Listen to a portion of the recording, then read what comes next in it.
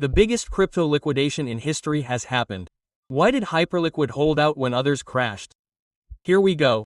So, let's go to this thread. It's a bit long but we'll explain it to you in detail. It's in English but I'll translate it for you since I'm bilingual. So obviously, Hyperliquid is going to talk about the very big event that happened yesterday. We experienced the biggest crypto liquidation in the entire history of cryptocurrency. Billions and billions of dollars of positions were lost on leveraged markets. We're going to try to explain all of this clearly so that everyone understands. And above all, a very rare event occurred. Automatic leverage, also known as ADL.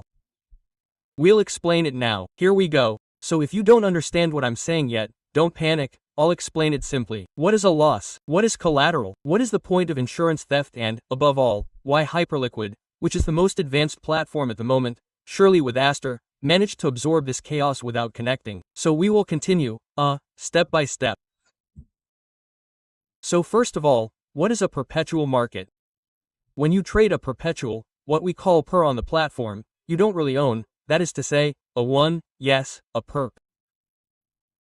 You don't really own the crypto, you bet on its price like in a contract between two players. So, the one who thinks the price will go up, he buys a long. So we call the long and the one who thinks the price will go down is called the short. So the two players play in parallel. They each deposit a security amount, a kind of guarantee, a kind of deposit, that we call the collateral. Yeah, a bit like a deposit for an apartment. If the price moves in their favor, they win. And if it moves against them, they lose a game. Or the entire collateral. So collateral is just the money that is blocked to be able to play the leverage game because a perp is a leveraged investment. And the entire Hyperliquid system is based on that. The gains of some finance the losses of others. It's a zero-sum game. Next, what is the derivative Q? Let's go into it because it's a word that is often announced too.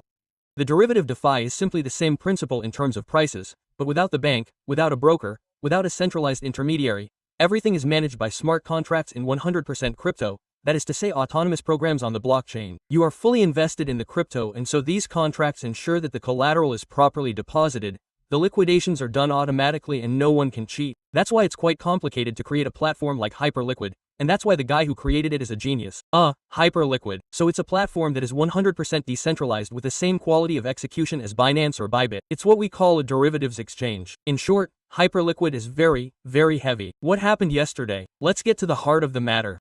Yesterday, the market crashed so violently that hundreds of thousands of traders were liquidated. In other words, normally, when a position loses all its collateral, the platform automatically sells its assets to pay the other side. But yesterday, the crash was so brutal that there weren't enough buyers in the order book to absorb all the sales. In other words, the losers had no more money and there was no one left to take over their positions. That's where the Vault, or insurance fund, comes into play. So the Vault can be seen a bit like a collective insurance for the system. When some traders lose more than what they had put up as collateral, the Vault covers the difference. Let's say he had lost 5. He had 5 as collateral but he lost 10. So there are 5 missing. Well, the Vault will cover the difference to prevent the entire system from collapsing. On Hyperliquid, they call it the HLP Vault. It's the vault. It's a large vault filled with liquidity that is constantly replenished by trading fees. Yesterday, it absorbed more than $32 million in losses, which is huge, but it prevented a domino effect and everything from collapsing. And since he often buys back positions at a knockdown price, he can even make money in the long term. So last night, for example, by throwing away $32 million, he made over $40 million in profits by stabilizing the market. In short, it's a sort of buffer. It's a bit like the financial bumper of the system. But if one day Vault doesn't have enough money and it's not enough to repay the losses, there's a last line of defense. It's called auto-deleveraging or ADL. In short, the platform automatically closes certain winning positions to rebalance the system, even if people didn't want to close them. So imagine a casino where everyone wins at the same time. The casino doesn't have enough chips to pay everyone, so it tells all the winners, we're kicking you off the table, you keep your winnings but we have to free up space, you can't play anymore. That's kind of what happens. Quote, so it's frustrating, but it's what prevents the casino, and the entire system, from doing its thing, which is why some traders yesterday got knocked out even though they were on the right side of the market. Now, you're going to tell me why Hyperliquid held up so well. What then is it that they managed to do that? Which is quite impressive. So, what makes Hyperliquid impressive is that all of this was done on chain, meaning that each transfer, each movement of the Vault is publicly visible on the blockchain. Everything is transparent, no magic, no hidden manipulation, no gray areas, no blackmail. I won't mention the name, but you know who I'm referring to. We can check everything at the same time, and that's what makes the fundamental difference between and if fail. Between decentralizes finance and centralizes finance. And if like centralizes finance, like Binance, you have to trust the exchange. On the other hand, in 10, like Hyperliquid, you trust the code. That's why the code is fundamental, and that's why the guys who created it have to be super good, which is the case here. And yesterday, this code held up, but despite the biggest equities in history, the protocol cashed in, absorbed, and rebalanced the market without any human intervention. So the code was masterfully executed.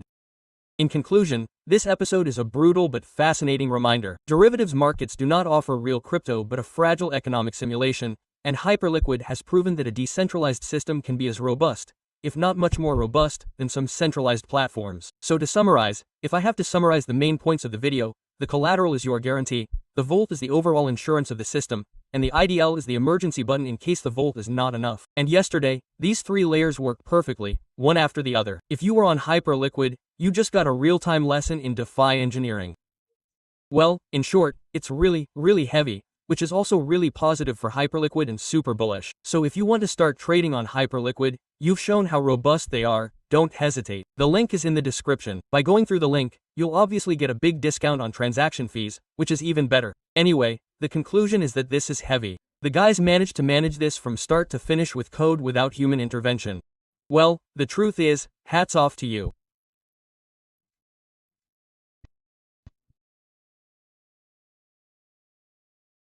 It's an impressive thing. Share it with others. We'll see you very soon for another video. If you're doing well, make money. See you next time. Bye.